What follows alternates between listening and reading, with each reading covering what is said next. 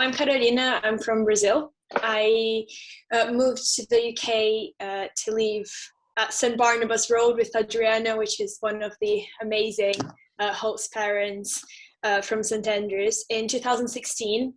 And I was in St Andrews until 2018, which is when I started university. So I'm currently living in London.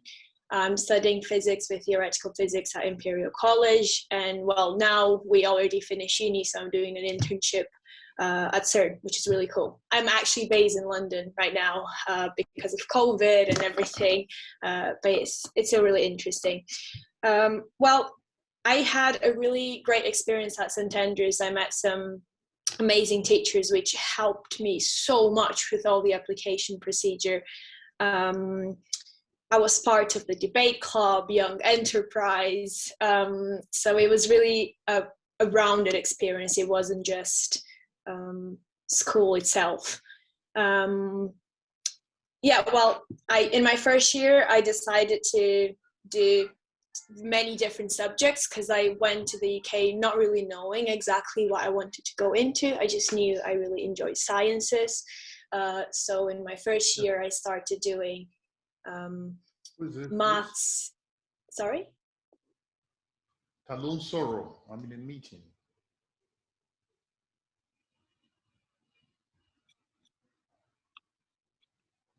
I'm a bit confused.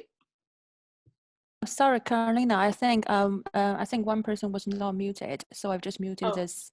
Sorry about that. Sorry, I was just a bit confused. I didn't know if it was in this meeting or if I had something else going on. That's fine then. Okay, in my first year, I studied maths, physics, chemistry, and biology. But one term into it, my maths teacher suggested that I took up further maths as well. So during my first year, there was everything going on. I was doing 5 different subjects, was sort of like trying to understand what I liked the most, but then with the help of all the teachers, of my personal tutor, of the headmaster as well, who's really great, I ended up deciding that I wanted to do physics. And in my second year of A-level, I went on to do just maths, physics, and further maths, such that I could focus properly. But yeah, overall it was a great experience. Obviously it worked out. I ended up getting accepted at Imperial College, which is a really great university. And yeah, I really miss my times at St Andrews in Cambridge. It was really great. Obviously London is amazing, but Cambridge is indeed the English experience that you'd be looking for when you move to the UK. I still keep in touch with all my friends who were really from like all over the world. I actually live with one of the girls that I lived with in halls in St Andrews. So one of the girls who lives with me, her name is Kaisha. She also did a university foundation, and she has just graduated actually from King's College Psychology. So yeah, she's from Malaysia as well. So it is really the full experience. You get to know people from all over the world, study courses which go really deep into the subjects that you enjoy, and also have some additional experience in like all other sort of areas that you might want to. Yeah, I don't know if you guys have any questions or anything in particular you'd want to know about, then I'm happy to talk about it. Carolina, can I just ask you something? Because what was the differences? You know, when you came from Brazil, what did you notice were the real differences between kind of going to an English education, and what do you feel you really kind of took out for it and what you learned? Right. So the biggest thing, I guess, was the choice of subjects. So I'm not sure how it works in the whole of South America, but I went to a regular school in Brazil. It wasn't an international school or anything. So there, I think I had about 11 subjects that I had to do in high school. And one of the reasons why I really wanted to go to the UK is because I would be able to choose the subjects that I was taking. So you're able to focus on specific subjects that you enjoy more. So I always enjoy sciences and maths more. So I had the opportunity to actually concentrate on that. And the depth is, well, it's really different. You go into a lot more depth into all the subjects. So in terms of content, that was the biggest difference, which is something that for me worked out really well, because I sort of knew already that was the area that I wanted to go into. And in terms of how the classes actually work, I guess the biggest difference was the personalized attention, because back home, my school classes used to be of about 35, 40 people. And obviously that doesn't really allow you to get a very focused attention. And at St. Andrews, I think in maths and further maths, I had about 8 people in first year, and when I went on to second year, it was only 4 of us actually, because as I said, I changed courses in my first year, and a lot of other people did as well, because it does take a couple of months for you to like adapt, especially if you come from a different country. But yeah, I guess the thing that shows the most that is, well, my teacher knew me so much that he could realize that probably I should be taking further maths instead of just maths, and perhaps consider changing the courses that I was taking. So it wasn't even my idea. It was something that the teachers were so present and so involved in the process that you really do get like a very personalized attention, I guess. So I think those are like the 2 biggest differences in terms of my school. Thank you, Carolina. This is Vicky. So I'm very interested in knowing just a little bit stories about how you stayed at your hall residence, because you mentioned that you were staying at St. Barnabas. That was a really beautiful hall residence. Yeah. So can you share with us a little bit about your hall residence stories? Yeah, well, actually, when I first moved, I had a different whole parent. It was Elaine, which was also absolutely amazing. Still keep in touch with her as well, which I knew from summer school, because I believe, I'm not sure if it still works the same way, but I had gone to summer school at St. Andrews as well, so I got to know her there. I really loved her. I knew I wanted to go to that specific hall because I really enjoyed the way like that she led the hall of residence. And then in second year it became Adriana, and Adriana, I think it's still there, I'm pretty sure. She's absolutely amazing. She has a son who's called Asha, which is the cutest little boy ever, who was really close friends with us, so it really felt like a family as well.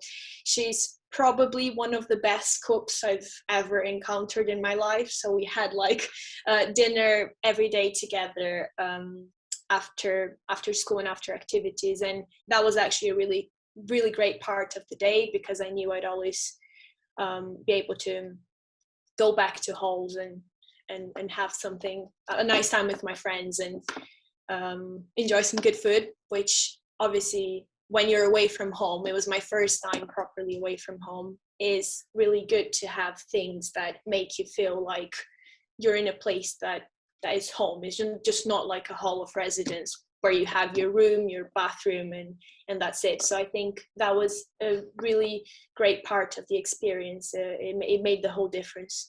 The way she actually like treated us. Well, we had our independence and everything. I'm not saying that it was the same as being at home, if that's what you're thinking about. It is different. You get like your independence and everything, but at the end of the day, you still get to like go home and actually feel home, which was really great. And my neighbor, so the girl in the room next to me, is the one that I said lives with me today. So obviously that was great as well. Yeah, I made like great friends along the way. Even a friend of mine, who's a guy who was also a really close friend of mine, who was from Ukraine, he went back to Ukraine. He ended up deciding he wanted to go to university there, and we still keep in touch as well. I video called him like a couple of days ago. So being in a house with your friends and still feeling like home, I guess, is a really special experience that not everyone gets to leave. Yeah, it was really great. Yeah. Thank you so much for sharing that. Okay. Obviously, you've done really well with your A-level results, and you progressed to Imperial College to study theoretical physics. So, would it be okay if you could share with us about the support you received from the school, your teachers, in terms of how you apply for your university?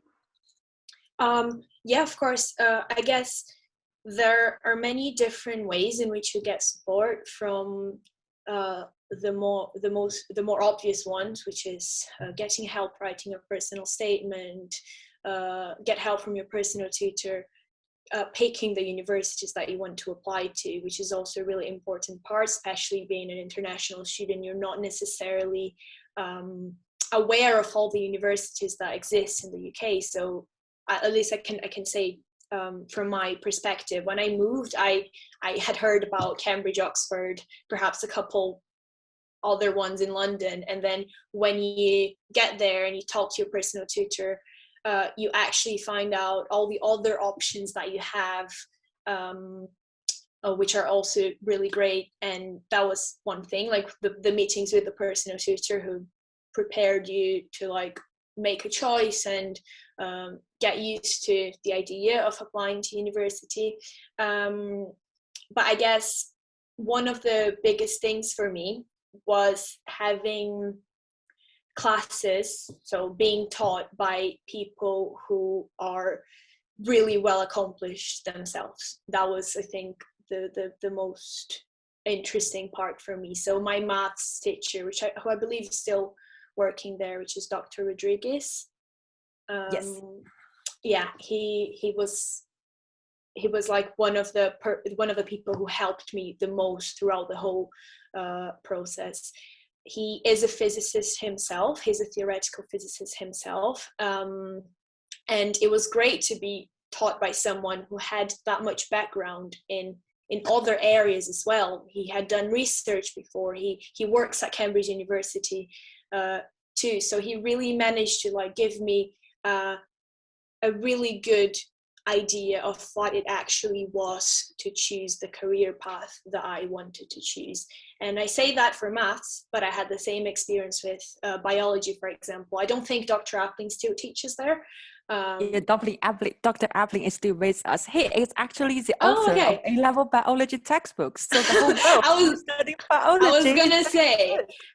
I was gonna say, yeah. Dr. Appling, when I was doing biology in first year, he was my personal tutor, and that was amazing as well, because he has like years of experience, and he had like his own textbook, and he had done a lot of research before, and it was great to like have this conversations with the people who teach you. These conversations with your teachers at A-level at St. Andrews, because it's so much more than just your teacher. They can actually give you so much more information and a much better idea of what it is to follow whatever career path you're looking at. So yes, of course, you have the like standard means of support, different programs that help you to develop specific skills that certain universities might be looking at. But I guess for me, the most important part was being able to actually meet people and talk to people and have people help me who had like experience in the exact things I was looking at. Yeah. Thank you so much, Carolina, for sharing your experience. And once a St. Andrews member, always a St. Andrews member, we always welcome you to come back to Cambridge to visit us. All the teachers and host manager will deeply care about your future developments in your life. And we are always here for you. We just want you to know that you are always a member of us. Yeah. So thank you very much for your sharing.